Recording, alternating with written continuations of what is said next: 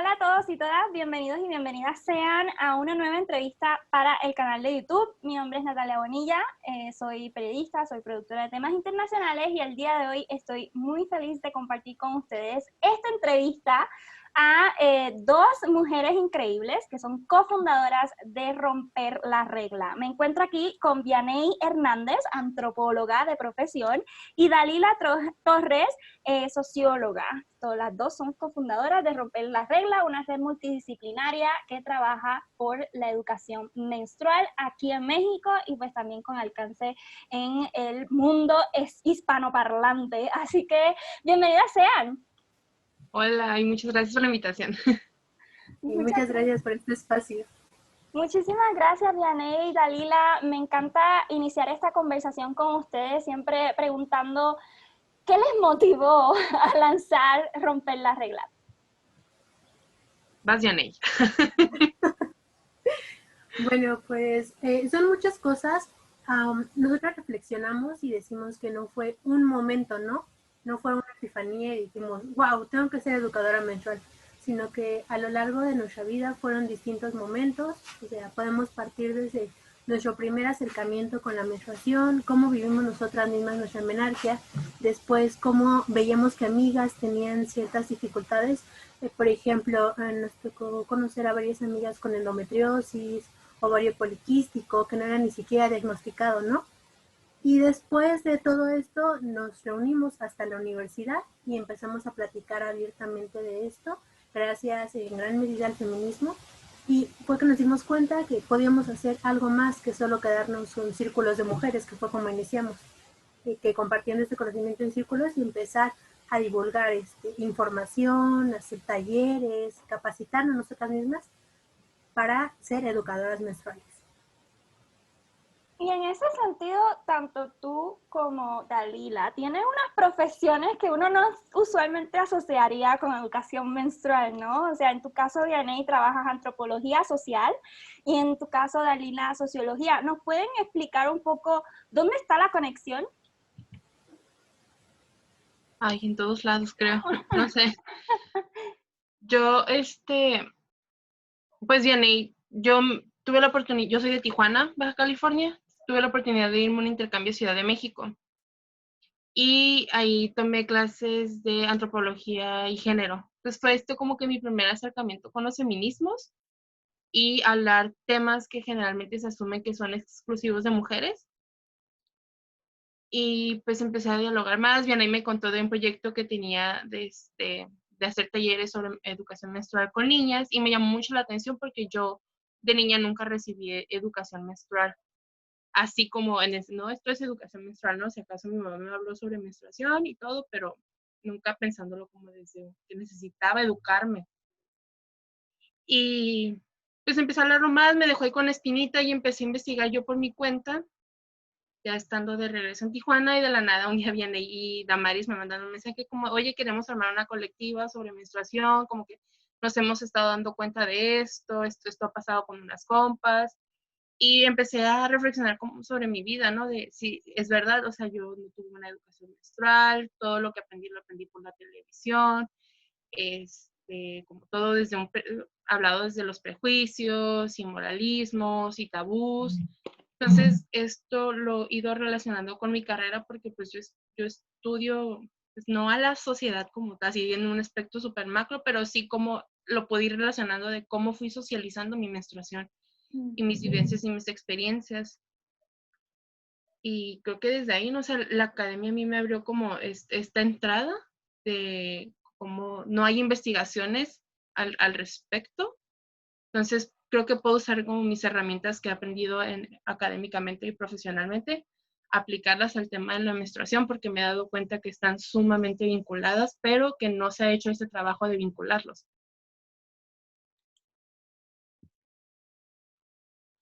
Vianey, cuéntanos. Bueno, pues acá empezamos justamente con antropólogas, otra compañera cofundadora, Damaris, que también es antropóloga, a Dalila, pero poco a poco empezamos a incorporar a compañeras de otras disciplinas, porque creemos que está atravesada por muchísimos ámbitos, y al menos desde el área de sociales, que es lo que vemos nosotras, es que dependiendo de cada contexto, es como podemos transmitir la información, ¿no? O sea, pasamos mucho tiempo en la academia analizando la cultura, lo intercultural, ¿no? Pero aplicado, creemos que es súper útil nuestra formación para poder transmitir estos conocimientos, ¿no? Y alejarnos también de un lenguaje especializado y a nivel de cancha poder platicar con niñas, con adolescentes, con madres de familia, con incluso de personas de la tercera edad, con hombres, con niños, con toda la sociedad, ¿no? Y justamente una de las cosas por las que abogamos muchísimo en la colectiva es la socialización de la menstruación. ¿Podrían explicarnos un poco este concepto de la socialización de la menstruación?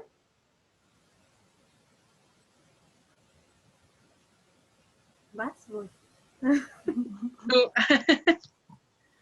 Sí, justo nos referimos a los acercamientos que tenemos, o sea, como grupos sociales, a este tema, ¿no? La manera en la que se habla de esto, que se representa, cómo está en el imaginario colectivo y cómo a través de justo la educación, tanto oral, escrita, indirecta, llega esta información a nosotras. Entonces, apostamos por normalizar que se hable este tema y que justo se socialice como en redes sociales, también en todos los espacios, tanto físicos como digitales.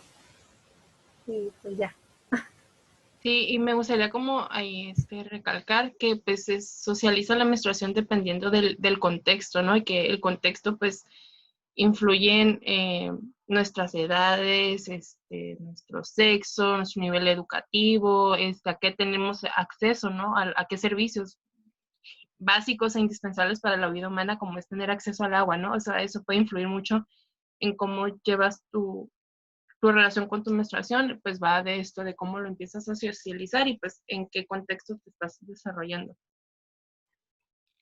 Saben que ahora voy a entrar un poquito en profundidad para conocer el trabajo que llevan aquí en México. Ustedes han trabajado una campaña y todavía la siguen trabajando sobre la menstruación como un asunto público, pero las personas como, y también yo como mujer, no veo la relación así tan clara y tan directa. ¿Nos podrían como explicar bien, o sea, por qué es un asunto público?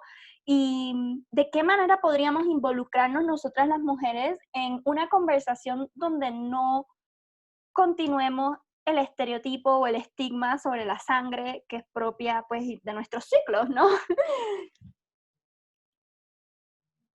Pues quizás se empieza a hacer un asunto público. Digo, antes de llevarlo al plano público como tal, hay que hacer un trabajo de esto que nosotros llamamos menstruación consciente, que es estar en contacto contigo, ¿no? Esta cosa del autocuidado y el autoconocimiento.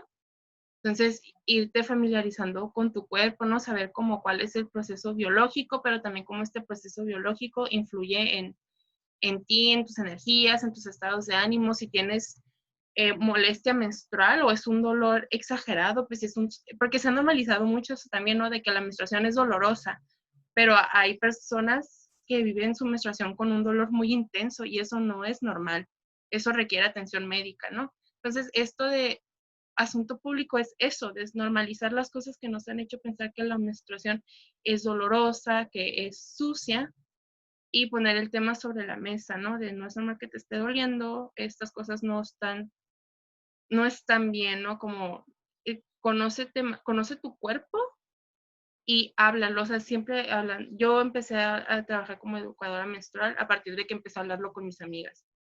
Y eso me ha ayudado a mí a sanar mi relación con mi menstruación, ¿no? Entonces, eso también es como una parte, pero también está la parte macroestructural, que es un asunto público porque es un asunto de salud, ¿no? Así como hay condones que se regalan en los centros de salud, porque no pueden tener las mujeres tener acceso a toallas sanitarias en los centros de salud, por ejemplo, ¿no? Si es o sea, no es de, ay, este mes no se me antoja sangrar, no lo voy a hacer. O sea, menstruas porque menstruas y deberían de estar las condiciones adecuadas para que puedas tener una menstruación digna. Igual es importante mencionar que nuestro trabajo parte desde los feminismos, ¿no? Cada una de nosotras se encuentra a favor, coincide con diferentes tipos, bueno, con diferentes vertientes respecto al feminismo, y creemos también que es súper importante visualizar como a nivel histórico que las ciencias y la forma en la que conocemos el mundo actualmente fue hecha por hombres, ¿no? Entonces, en las revisiones de las epistemologías feministas se descubre, por ejemplo, que la economía de la que se desprende la recaudación de impuestos y la definición de montos de los mismos fueron hechas pues por hombres, ¿no?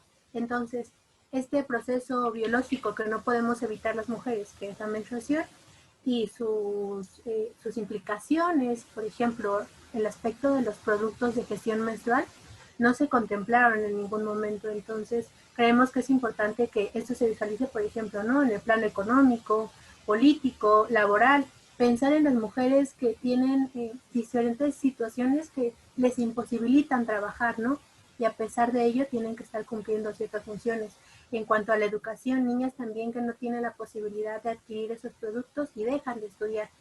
Y también por eso es que intentamos volver a un público para que nos demos cuenta que no nos está afectando necesariamente a nosotras ni en el mismo grado de la compañera, sino que, como menciona Dalila, ¿no? Partimos del nivel micro al macro y tratamos de ver toda la estructura, ¿no? Además, estamos súper convencidas de que, de acuerdo a lo que postulaba Kate Miller, eh, lo personal es político, ¿no? Entonces tenemos que empezar por ahí y cuestionarnos la alteridad, ¿no? Lo que vive la otra.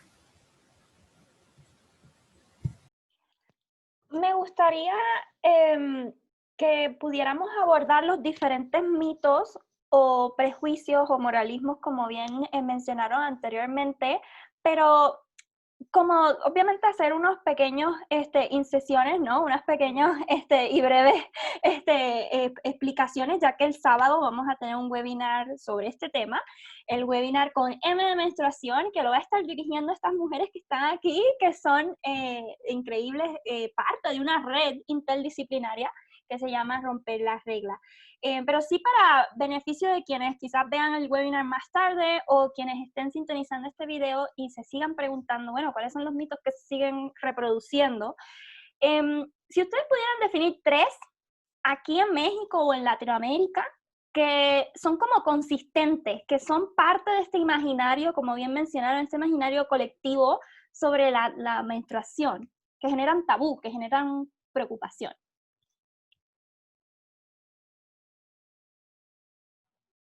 A ver, ¿cuál se te viene primero a la mente, Yanday? La primera, Sí. que la sangre es sucia, ¿no?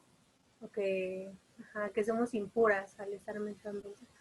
Nosotras intentábamos no meternos tanto en el plano religioso, pero pues es innegable, ¿no? O sea, revisas la Biblia, el Corán, y en todas se hace mención de que debes de separarte de la mujer en esos días, ¿no? Imagínate, por ejemplo, el caso de México, ¿no?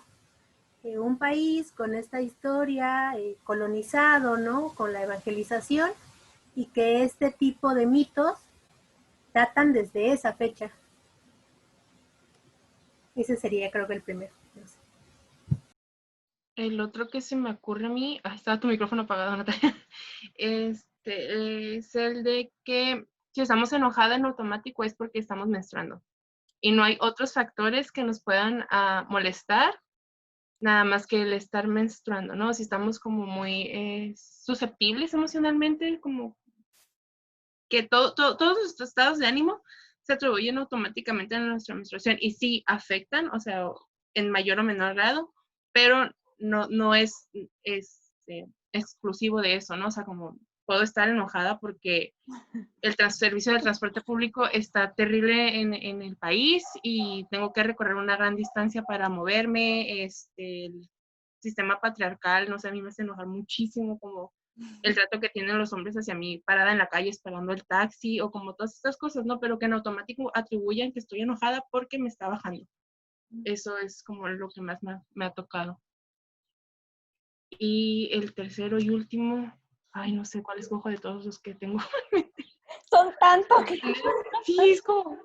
Pero si a la gente quiere conocer más del trabajo y de todos estos tabúes, les invito a ver la página de Instagram, porque definitivamente en Romper la Regla MX tiene un montón de información sobre muchos de estos tabúes. Así que aquí estamos seleccionando unos pocos, pero allá les invito a darse una vuelta.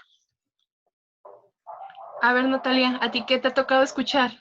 A mí bueno, a mí realmente como que me choca mucho que a la mayor cantidad de alcance en posiciones de poder, más conecta mi valía con el aparato reproductor, ¿no? Entonces, esta conversación que bien mencionas, ¿no? De que si uno está enojado es porque está menstruando, pero también lo veo en posiciones de poder, que esa era una de las preguntas que tenía, ¿no? Esta relación de que una mujer no sabe liderar o no sabe gobernar porque menstrua o porque tiene las hormonas para arriba y para abajo, ¿no? Y eso, conforme uno va ascendiendo en puestos y en esferas de discusión pública o discusión internacional, que es lo que más me he estado enfocando, o sea, sí prevalece, y prevalece también si uno es una mujer menstruando de un país del sur global. No es lo mismo una mujer blanca de ojos azules, rubia de Estados Unidos o de Inglaterra, que una mujer del sur global, que nos exotizan también. Entonces es como que esas cosas que para mí me han chocado mucho, pero pues lo veo relacionado con esto que menciona, de los cambios de humor. Eso así ha sido como mi take. Sí, que es justo lo que nosotros tratamos de desmitificar ahora sí, ya, pero pues con información, ¿no? Como de esto no pasa por esto, o todos estos mitos que se siguen perpetuando en muchas partes.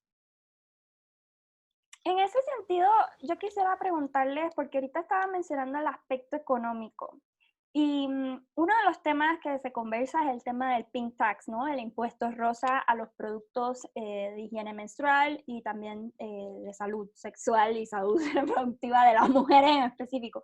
Tengo una pregunta, pero quizás es un poco como tricky, pero yo escuchándola pensé, quizás el pink tax puede verse como un castigo que se le hace a las mujeres por menstruar.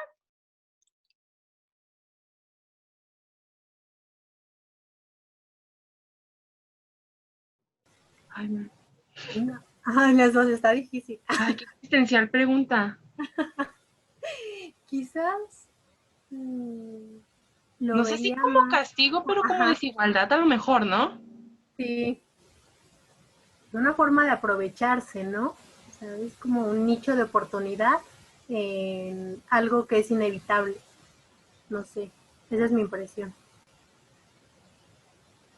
Y porque también no me gusta, porque creo que se asocia mucho también esto de la menstruación como un castigo, ¿no? Como o muchas mujeres que tienen mucho repele a su menstruación porque pues es muy dolorosa y es sucia y todo, chalalala.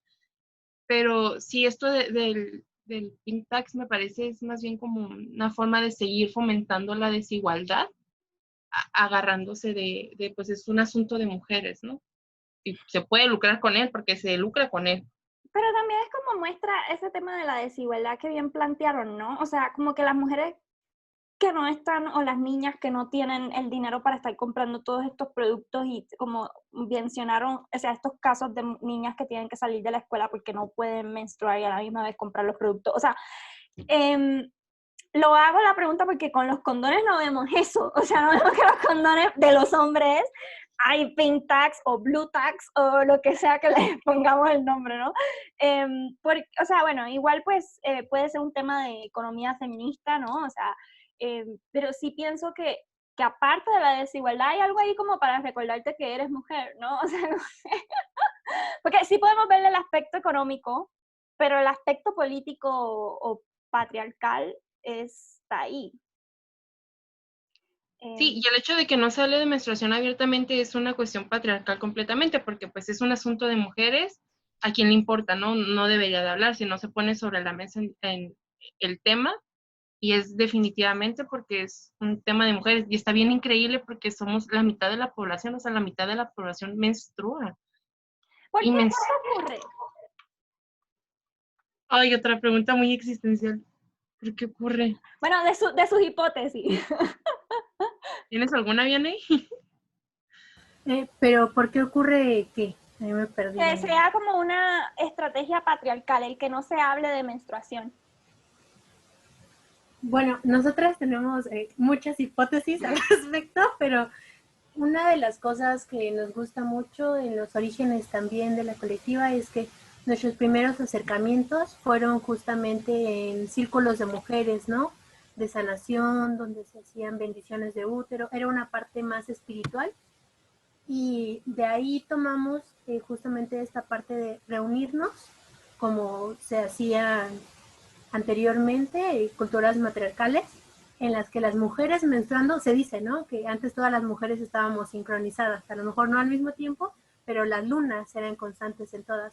Entonces las mujeres se reunían en carpas rojas o tipis y platicaban sobre qué era lo que le estaba aconteciendo a la aldea, ¿no? Cómo podían resolver los problemas, porque en esos momentos las mujeres somos muy poderosas y creo que igual en parte de eso, no sé, la teoría, ¿no? Pero si podemos canalizar, conocer nuestra menstruación, de verdad que nuestro potencial creativo es muy alto y creo que esa fue una, bueno, podría ser una cosa, ¿no? Temor quizá, miedo a este potencial.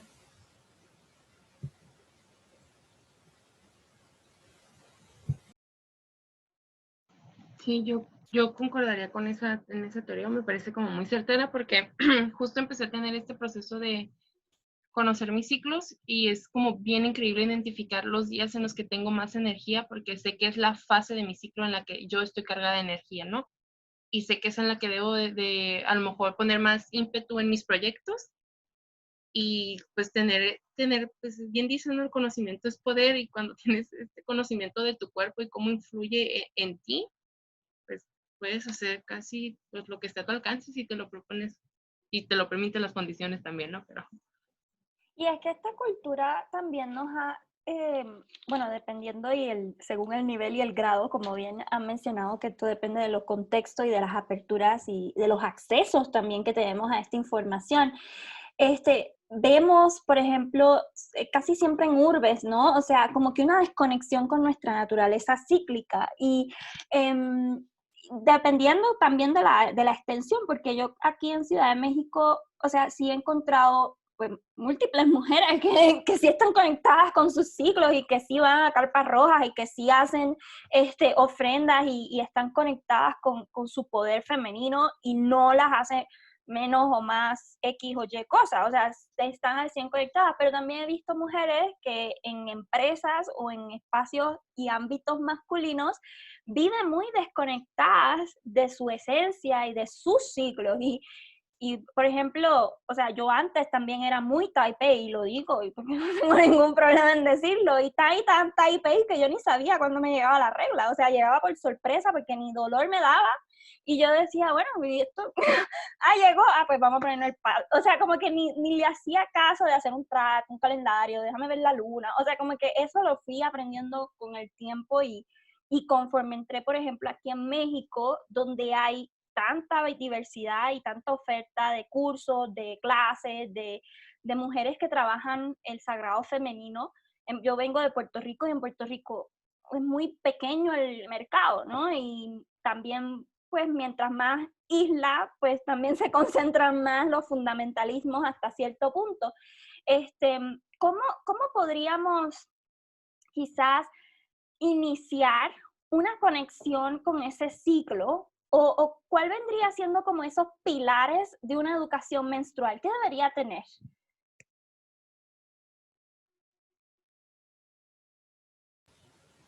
¿Vas o voy? Pues bueno, sabemos que justamente es difícil a veces hacernos tiempo y salir de estas dinámicas, o sea, entre trabajo, escuela, maternar, múltiples actividades que tenemos no es tan sencillo, pero una de las principales recomendaciones es que tomemos una libreta y que llevemos un registro, ¿no? Al inicio, o sea, sabemos que va a tomar su tiempo, pero les proponemos tomar una libreta que es exclusiva para eso y de preferencia puede ser pequeña para que la traigan siempre con ustedes y anoten al día un sentimiento y una parte del aspecto físico, ¿no? Cómo me siento cansada, activa, o sea, igual sabemos que esto tampoco es una imposición, ¿no? Y nos va a costar trabajo. Entonces, también respetar los días en que no queramos escribir algo, ni tiempo de pensar esto se nos olvidó, lo que sea, y podemos dejar ese espacio en blanco o poner simplemente no estoy dispuesta para reconocernos, porque después de que hagamos esto durante varios meses, vamos a empezar a notar patrones y cosas que podemos aprovechar. Y eso es base del autoconocimiento, entonces empezaremos con esa recomendación. Y si no les parece la parte como más manual, hay muchísimas aplicaciones que pueden bajar. Ahorita en la web conocemos varias, ¿no? Por ejemplo, Maya, Club, Mi Calendario. Hay infinidad en la web. Buscas calendario mensual y ahí aparecen. Entonces, esa sería la primera cosa.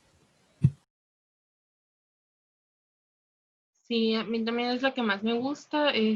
Otra cosa, pues empezar hablando con las personas que tengamos más cercanas que también sean personas menstruantes. Porque justo no me imagino a una mujer que esté trabajando. Yo soy de Tijuana, entonces aquí en Tijuana se maneja mucho el trabajo en maquiladoras. No me imagino una mujer que esté trabajando en una maquiladora, que aparte tenga que atender pues, las dobles jornadas laborales, ¿no? Que tenga que llegar a su casa, trabajar en el cuidado del hogar y de si tienen niñas, niños, el esposo, y a veces, pues sí, la verdad también cuesta mucho empezar sobre todo si no es este hábito de llevar un diario, puede ser muy complicado. Pues yo creo que otra cosa muy inmediata que se puede hacer es empezar a hablarlo oye, me está pasando esto, ¿te ha pasado? ¿O qué has hecho? ¿O conoces algo que me pueda ayudar? ¿O alguien como este tipo de consejos y ir enlazando y tejiendo como esta hermandad con otras mujeres a partir de un proceso biológico que es similar, pero que se lleva de maneras muy, muy diferentes. ¿Cómo superar? Que le puse en mute. ¿Cómo superar en ese caso como la pena, ¿no? O sea, como que, ay, me está pasando esto con la menstruación, o no me ha llegado, y aunque uno no ha tenido relaciones sexuales, etcétera, porque también ese es como el estima de uno dice, ay, estaré o no estaré, será el Espíritu Santo. O sea, como que uno no sabe. ¿Cómo superar esa pena o como esa vergüenza que a veces como quizá también por este precondicionamiento que hemos tenido, dependiendo de la sociedad claramente, y del espacio y las comunidades, las familias en las que pertenecemos, tenemos? Yo ahí lo llevaría como al nivel más micro todavía, que es el individual. Como el cuestionarme por qué me incomoda tanto hablar de mi menstruación, por qué trato de ocultarla, no en un sentido de es mi culpa porque yo no quiero hablarlo, sino qué factores me han llevado a vivirlo con pena.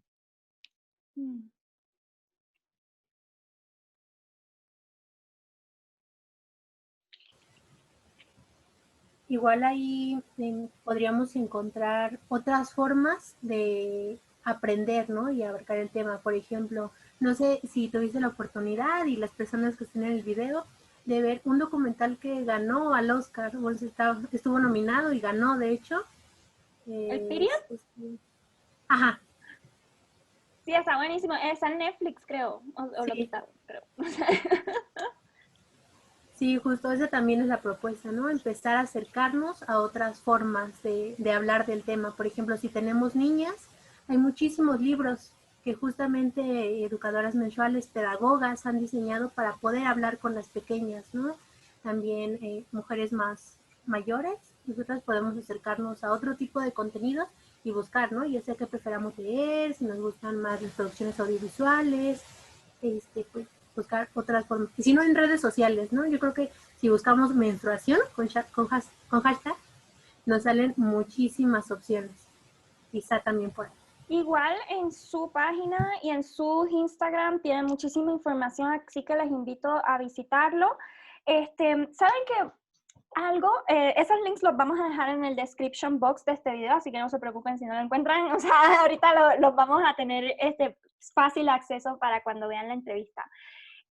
Quisiera hacer una incisión sobre este tema de la suciedad de la sangre, ¿no? Y saben que hace unos meses hice un especial para mi blog de Impacto Social Lumina, sobre el tema del agua, Clean Water Access, ¿no? O sea, sobre todo para el Día Mundial del Agua, el 22 de marzo. Y estaba haciendo múltiples entrevistas a iniciativas que están creando pozos, creando agua limpia, o sea, purificación de agua en Liberia, en Sierra Leona, en diferentes países de África. Y hubo una iniciativa que me llamó muchísimo la atención porque se llamaba Blood Water. Y era liderada por un hombre estadounidense que básicamente era crear pozos, lo que es como la metodología, ¿no? Crear pozos en diferentes espacios donde no había, en comunidades rurales, para que no tuvieran que caminar cientos de kilómetros para llegar a un agua limpia o agua que a veces como que sucia, porque es agua de río donde los animales se bañan, donde la gente pues hace sus necesidades o lo que sea, no necesariamente es la más pura. Y una de las cosas que estaba hablando con él, que me llamó mucho la atención, porque esta organización, esta iniciativa, trabaja el Clean Water Access, proveer agua potable para comunidades donde el VIH está tan presente. ¿Y por qué? Porque si obviamente no hay limpieza de instrumentos, no hay limpieza higiénica, etcétera, pues es más fácil que se propague este virus. Y hablando con él, me quedé pensando por qué no, o sea, por qué hay fondos para temas de VIH. No porque una sangre sea mejor que la otra, claramente, pero sí hay fondos para el tema de VIH y no hay la misma cantidad de ayuda o de fondos para temas de menstruación de las mujeres, que pues sí somos la mitad de la población mundial y esto no es una enfermedad. No sé por qué se continúa quizás esta disasociación de la sangre de las mujeres como más sucia, aunque sea tan natural y aunque no venga con un virus, o etcétera. O sea, ¿cómo podríamos quizás trascender o esa mirada? ¿Qué piensan? ¿Qué piensas, Yanei? Híjole.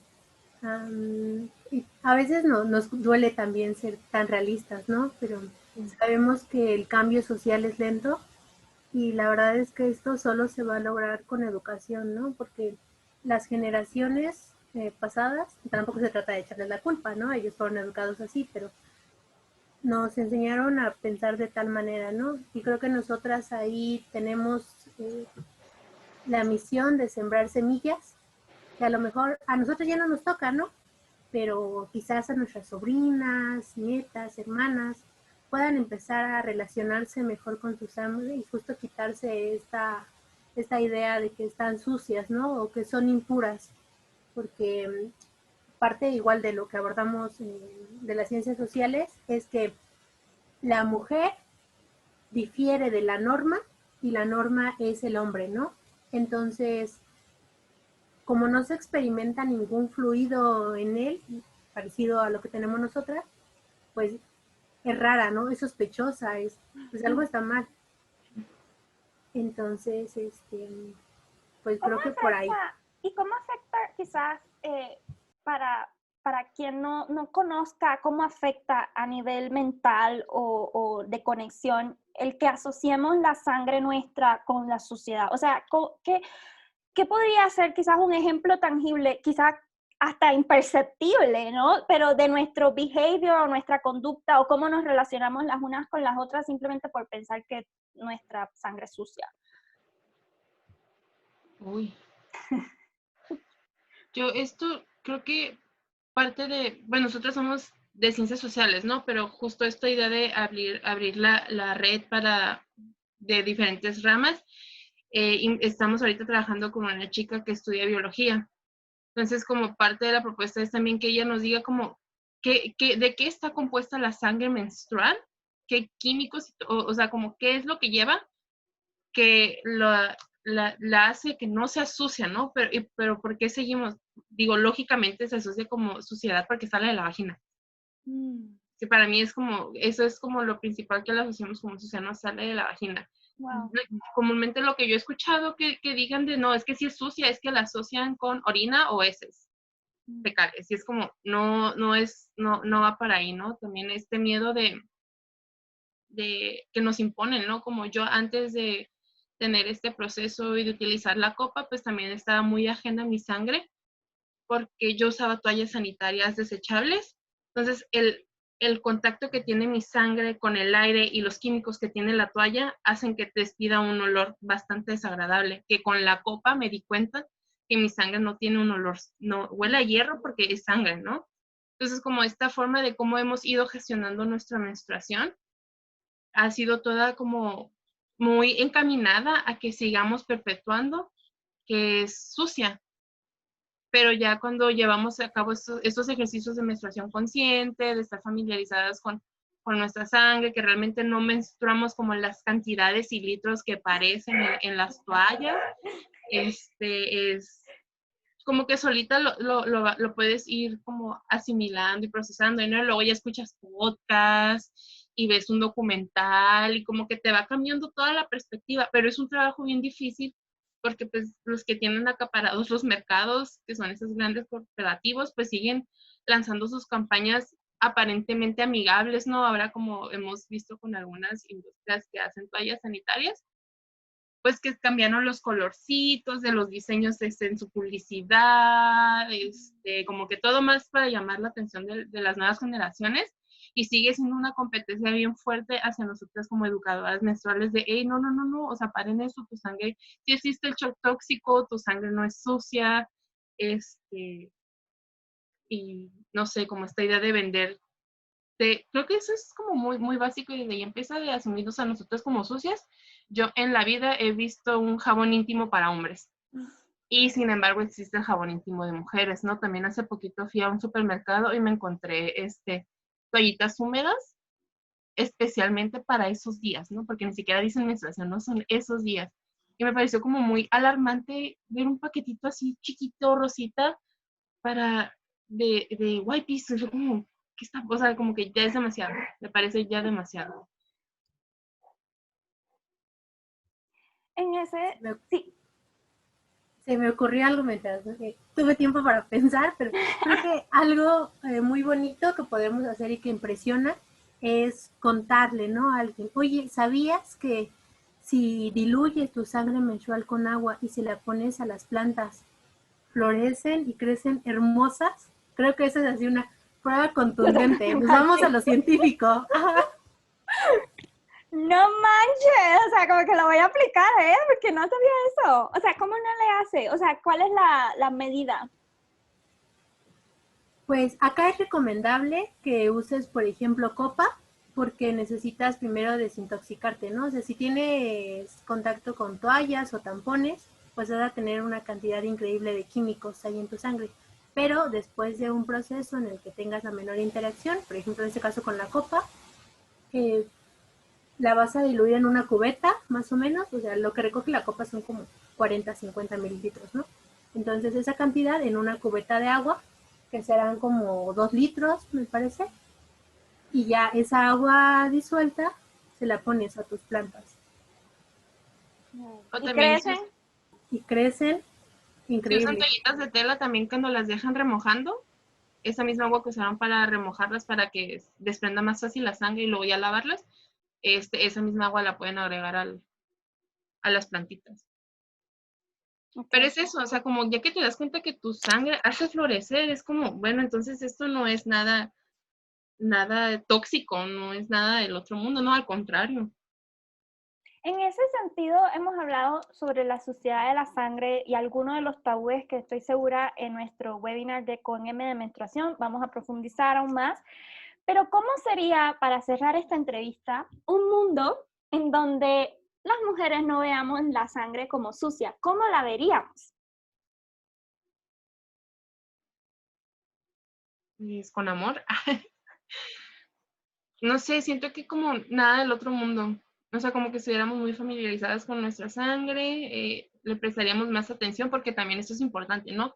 Nuestra sangre nos dice si hay alguna anomalía en nuestro cuerpo que requiere alguna atención médica. Entonces es muy importante llevar este control de el color de nuestra sangre y el olor que está despidiendo, porque eso sí, si de a plano así como está usando la copa y todo, el olor que despide tu sangre es muy penetrante. pues te está indicando que en algo puedes andar mal, ¿no? Entonces como que vayas al médico. Si tu sangre no es roja y es como muy rosita o muy amarillenta, como te está ahí, son foquitos, ¿no? Entonces es como, de verdad es muy importante estar familiarizada con tu proceso, con tu ciclo y contigo.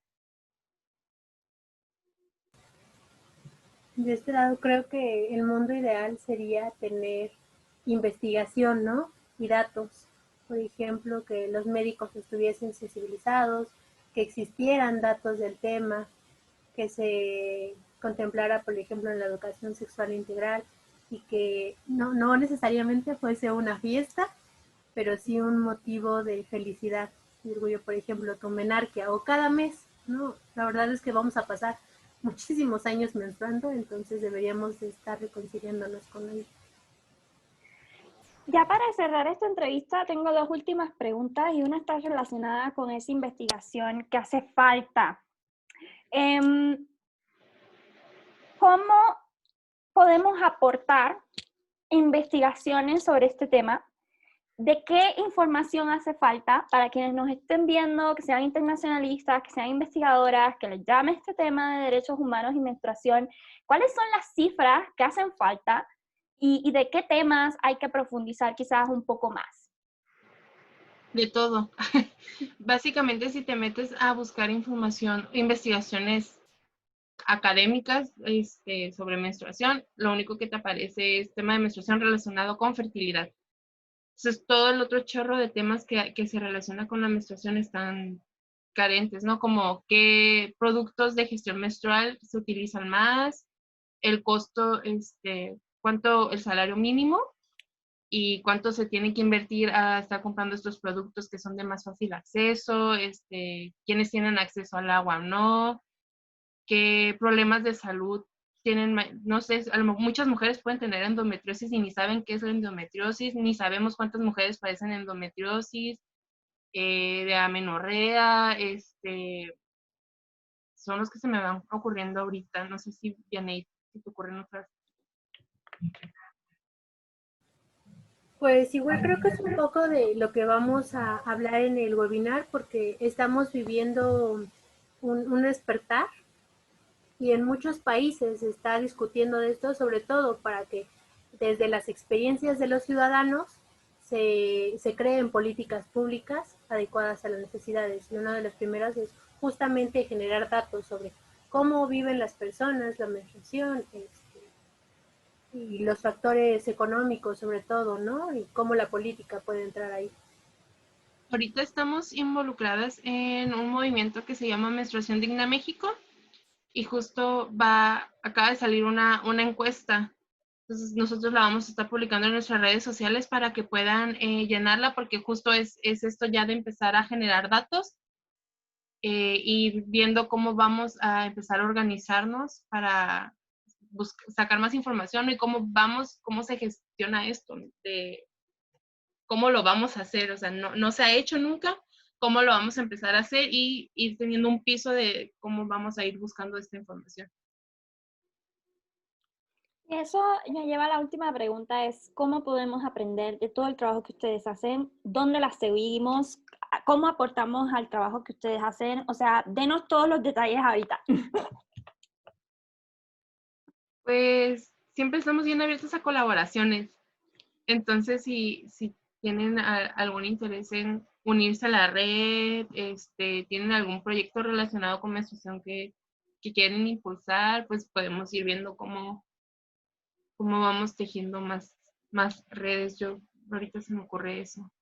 Y pues nos pueden seguir en redes también, dándonos like y compartiendo. Siempre, o sea, nada más con ese simple hecho de estar compartiendo información, ya es una ayuda al movimiento de que todas podemos tener una menstruación más digna. Sí, justo.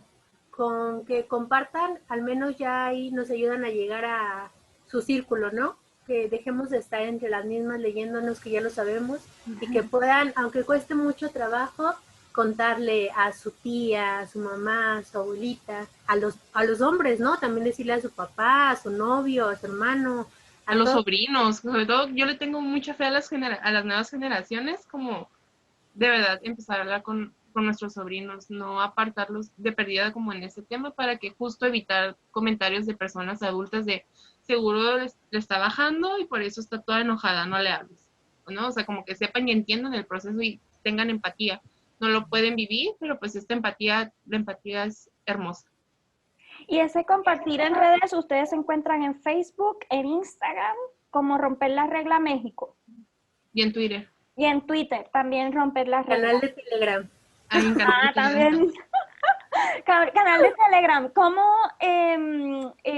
o sea, ahorita este proyecto de menstruación digna México es el que se está enfocando en estos momentos? En Sí. eso, ahí mismo vamos a tener información cuando entremos en las redes para compartir y saber. Pero creo que ustedes me habían comentado anteriormente que tenían como una metodología o algo así para quienes quieran empezar a hacer preguntas dentro de sus amistades. ¿También eso se encuentra en las redes? Sí, creo que pueden encontrar como todas ahí. Sí, la neta también sí somos muy accesibles. Ahorita todavía no nos alcanza tanto la fama. Entonces, si tienen alguna duda o algo, nos pueden escribir y generalmente, pues, no tardamos tanto en contestar, pues sí atendemos directamente los mensajes. Súper, pues Vianey, Dalila, muchísimas gracias por esta entrevista antesala. Estoy segura que el sábado vamos a aprender muchísimo más y compartir con personas en vivo y a todo color todo el trabajo que ustedes están haciendo, la importancia de la educación menstrual, la importancia de romper tabúes personales e internacionales, porque lo que se está viviendo aquí en México no es muy distante de lo que estamos viviendo en otras partes del mundo. Así que muchísimas gracias por su tiempo. A ti por abrir el espacio. Muchísimas gracias, Natalia. Gracias.